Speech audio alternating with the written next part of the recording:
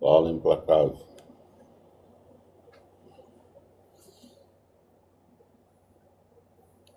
Ah, beleza, tá tranquilo.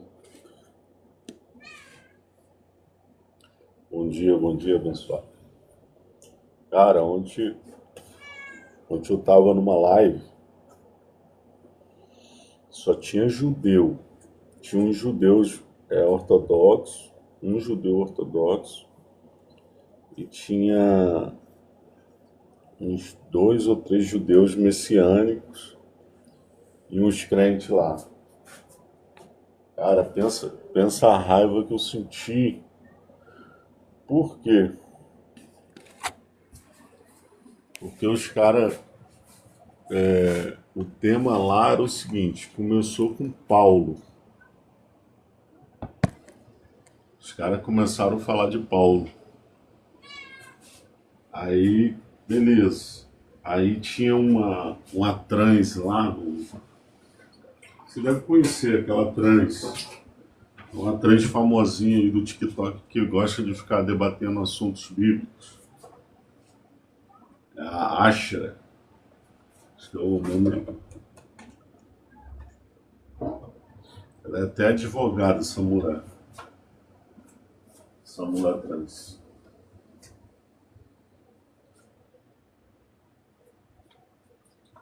Aí ela foi, falou de Paulo, detonando Paulo. Foi como eu sou pauliciano, entendeu? Eu falei assim, rapaz, vou tentar subir. Vou ver se eles vão deixar eu subir. Eu fui subir. Aí eu comecei a fazer uma dissertação na minha fala sobre Paulo, que Paulo, ele teve um... Paulo,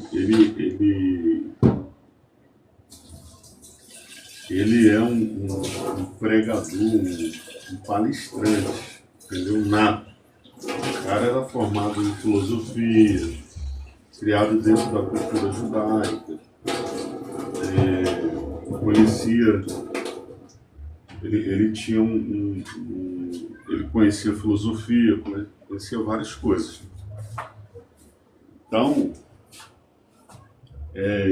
ele tem uma fase progressiva de entendimento. Estou aqui trocando uma ideia com você, estou fazendo um café aqui na cozinha aqui. Aí o que acontece? Nessa fase progressiva de Paulo, ele fala no início do ministério dele algumas coisas que ele fazia e algumas coisas que ele deixou de fazer, como batizar, entendeu? Ele começou, e outra coisa, quando ele estava, olha só, como que a gente tem que ter entendimento nas coisas. Eu, eu, eu não sei se você é cético, se você tem ainda alguma fé, entendeu? Mas olha só como que são as coisas. Paulo, ele, ele tem uma fase progressiva, entendeu? Mas, veja bem, tudo indica que antes da prisão de Paulo, isso, depois ele fala que ele parou de batizar, porque ele entendeu que não era para ele batizar. Então o que acontece? Tudo indica que antes dele ser preso, ele agia como natizarino, entendeu? Fala, Rando. Beleza, meu brother?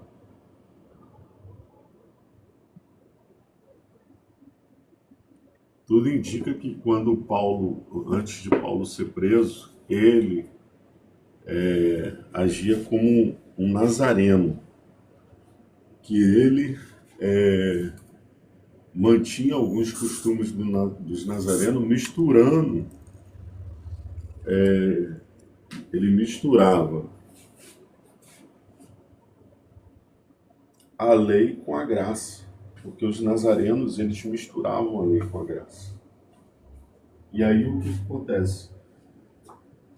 No capítulo 21 de Atos dos Apóstolos, tudo indica que armaram uma cilada para Paulo. E quem armou essa cilada para Paulo foram os próprios apóstolos. Entendi isso, agnóstico cético. Então, o texto, as escrituras, se você souber analisar corretamente, você vai ver que armaram uma cilada para Paulo, entendeu? O que fizeram? O Tiago, ele manda Paulo raspar a cabeça e ir para o templo para mostrar para os judeus que ele ainda guardava a lei de Moisés. Só que na realidade Paulo ele já estava se apostatando da lei, porque ele entendia que na graça a lei não deveria ser guardada.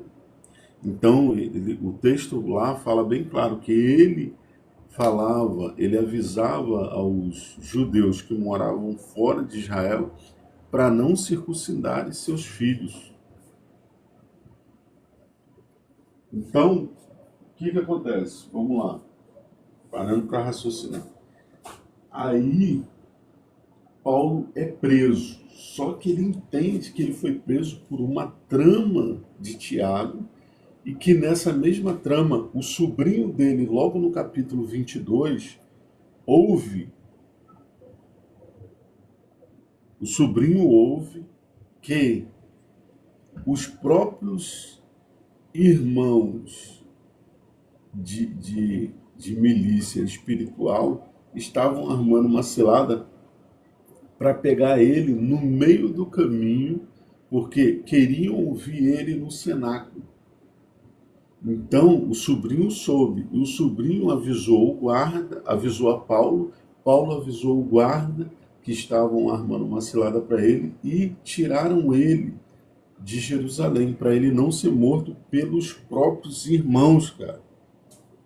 Entendeu? Pelos próprios evangélicos. Então,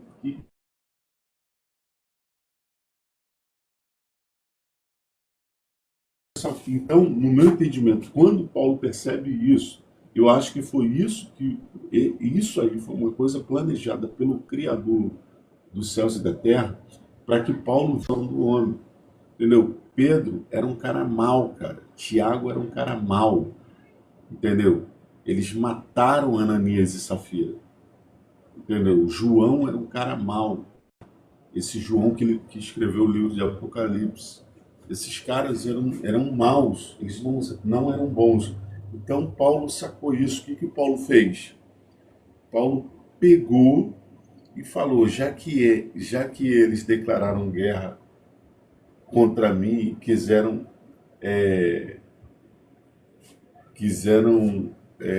atentar contra a minha vida, eu vou começar a pregar a graça pura, porque agora eu estou sob o domínio de Roma. Ninguém pode meter a mão em mim. O cara era muito eloquente, cara. Paulo, ele era um palestrante eloquente. E ele era poliglota, entendeu? Era um cara preparado. Então, eu não sei quanto tempo que ele ficou preso ainda, eu não tenho idade, vou ver se eu faço essa pesquisa aí, eu não tenho noção do período que ele ficou tempo, se foi 3 anos, 5 anos, 6 anos, não sei, mas foi um tempo que ele aproveitou muito. Escreveu várias cartas. Infelizmente, o que aconteceu?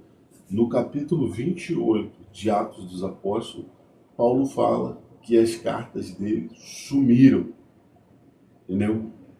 Que ele enviava cartas para Jerusalém. Pô, mas Paulo também foi muito burro.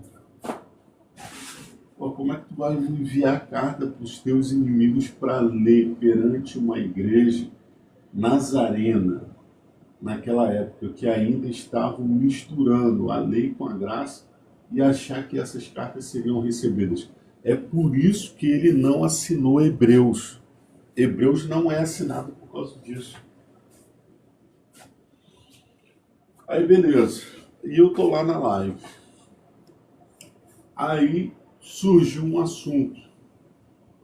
O assunto foi se a lei que se a lei que Paulo fala que seria essa lei da graça, seria a mesma lei que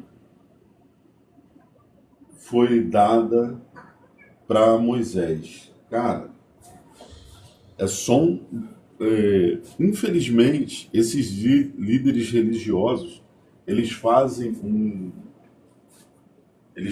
malabarismo, porque ontem eu vi um malabarismo que é feito pelos judeus messiânicos, cara. Eu, sinceramente, eu tenho que bater palma pros, pros judeus ortodoxos, entendeu? Da linhagem ortodoxa, porque pelo menos eles admitem que algumas coisas que estão escritas na Torá e na Taná é mitologia. E os judeus messiânicos, eles fazem um malabarismo para tentar juntar, entendeu? Juntar o velho com o novo. E velho e novo não se misturam. O próprio Messias falou isso. Não colocarás vinho novo em odres velhos. Não costurem pano velho com pano novo. Não vai dar certo. Entendeu? O próprio Messias deu o sinal. Deu os sinais. Agora, o que acontece? Então, aí o cara começou com esse papo. Eu cheguei para ele e falei assim, fulano, o host Deixa eu tirar aqui. Acho que foi uma configuração que eu mexi que eu sei o que é.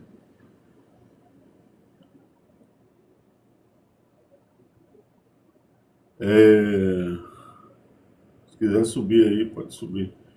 Aí, o host, ele... eu fiz uma pergunta a ele. Ele falou assim, mas isso aqui é lei, ó. Paulo está falando da lei de Moisés aqui, que a lei é boa, que tem que guardar a lei. Aí eu falei assim, amigo. Aí eu perguntei a ele, amigo, deixa eu te perguntar uma coisa. Qual período da lei você está falando? Aí ele falou assim, não, a sua pergunta é absurda. Não, estou te fazendo a pergunta. Qual o período da lei você está falando? Qual foi a pergunta que eu quis fazer para ele? Porque as escrituras, elas falam de duas leis, entendeu? Uma foi feita para a carne e a outra foi feita para o espírito. E as duas leis estão registradas no Antigo Testamento. É só você ler Gênesis capítulo 26. Só você ler Gênesis capítulo 26, o verso 4, o verso 5, que vai falar que Abraão obedeceu meus estatutos, minhas leis, minhas ordenanças e os meus preceitos. Então, o que acontece? São o que alguns espiritualistas chamam de leis naturais. Isso aí, positivo. Que essa lei natural, ela é ativada como? A partir do momento. Veja bem, aquele negócio, amarás ao teu próximo como a ti mesmo, que ainda não é isso. Ainda não é isso. Paulo fala, ó, o amarás ao teu próximo como a ti mesmo, não ativa a lei natural. Não ativa. O que vai ativar a lei natural, Gálatas capítulo 5, do verso 14 ao 16, é o andar em espírito. Porque quando o próprio Messias falou, lembra que o Messias falou para Nicodemos, é necessário nascer de novo? Necessário nascer de novo, e Nicodemos não entendeu. O que é nascer de novo? Nascer de novo é o despertar espiritual. Fala, Renato. Bom dia, abençoado. Aí, o que acontece? O despertar Fala, Renato. o despertar o despertar que o Messias fala para Nicodemos é o andar no Espírito. Só que, você sabe que aí esse texto ele é polissêmico, né? É, Várias ênfases, interpretações. Para os espíritas, ali ele está falando do renascimento, da reencarnação, né? não, entendi. Para os espíritas, para mim, eu creio, eu não, veja bem, eu creio na reencarnação, mas eu creio mais que nesse trecho aí ele está falando do despertar espiritual, entendeu? Consciência espiritual.